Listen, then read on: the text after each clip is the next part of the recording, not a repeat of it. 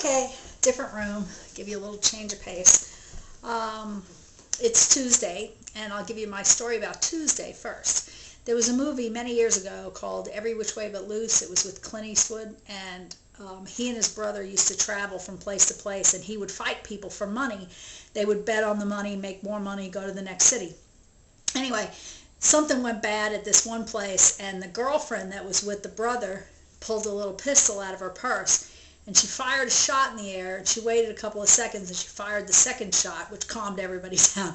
And she said, "That was just to let you know that the first one was no accident." That's how I feel about Tuesdays. Tuesday comes so that you don't think Monday's over with, the worst is behind me. Tuesday usually slam dunks people. I don't know why, but it does me, and I'm not even working. So I hope you're not struggling too bad with Tuesday. But anyway, let's talk about flu shots for a minute.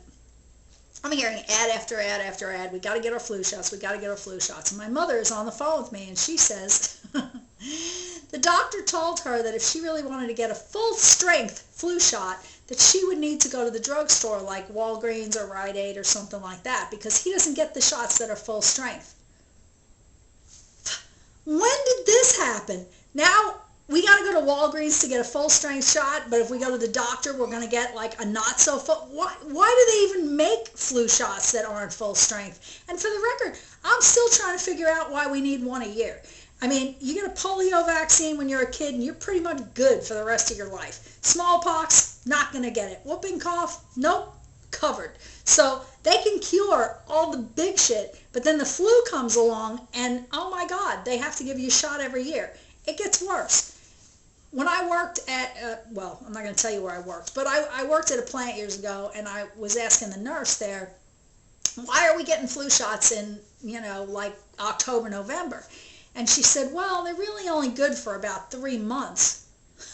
So now it's not a year, it's 3 months. And she's right, by the way. I won't tell you her name, but she knew her stuff. She knows who she is. I got a flu shot on September 1st one year. By February, I was dog sick. I mean, completely had it covered up, sick for a week.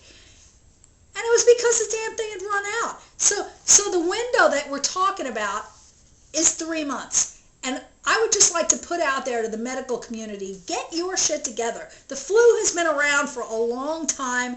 I mean, you should know how to address this by now. So I think focus is, I mean, what do we got to do, a telethon for the flu now? Anyway, let's talk more about my mother for a little while. My mother had a triple bypass. And she was elderly when she had it. She was over 80 years old. And it was rather sudden that she had to go in and have this done. But anyway, so she went in. The hospital notified me that she was in. And I said, okay, please call me and let me know. Every day, every morning and every evening, they'd call me and they'd say, well, her situation's the same. She's still resting comfortably. Resting comfortably, she was out. I mean, she was unconscious, like with the respirator down her throat, the whole deal, for a week. For a week. She finally comes out of it, and she feels pretty good. She can breathe good, everything. She's starting to recover. Like I said, she was elderly, so it's a slow climb, but she feels good.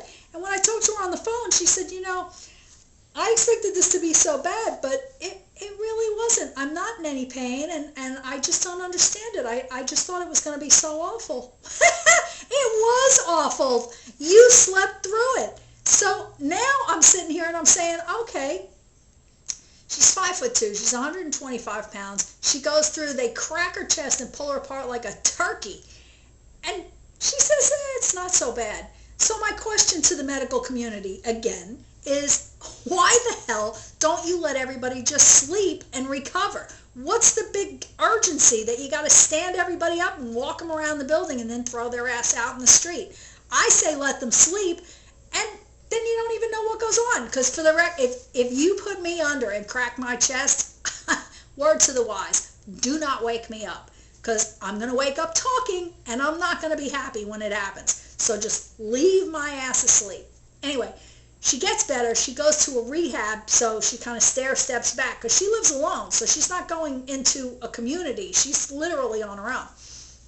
So she's in this rehab. And the doctor comes in as he's getting, near ready to discharge her, and he says, I'm going to give you a prescription. I want you to go and order this walker. And she says, well, what kind? And he said, oh, I'll put it on the prescription pad. Don't worry about it. And she said, no, I want to know now. What kind of walker do I need? And he said, what's the urgency? She said, well, I have 3, so I'd like to know if I already have the kind that you're going to prescribe. He said, you have 3? And that's what I said to her on the phone. I said, you have 3 walkers? What the hell are you doing with 3 walkers? Well, it turns out the lady down the street had one, and she passed away, so she kind of got it from her daughter because, she might be able to use it sometime. And then somebody else down the street got ill and used one for a while and died. And so essentially all her friends that are dying are like leaving her their walkers, and she has them in her house on the off chance that somebody else is going to need one, which of course isn't happening, because as is happening with her now, she's getting a prescription for one, and guess what? It's none of those 3. So now she has 4 walkers in her house. And I said, why don't you get rid of them? And she said, because you never know. Okay. So she never knows, and God forbid the woman's going to live to be 100, and when I have to go clean out her house, I will need to call the hoarders crew, because I won't be able to find anything. I'll have 3 and 4 of everything. But, such is life.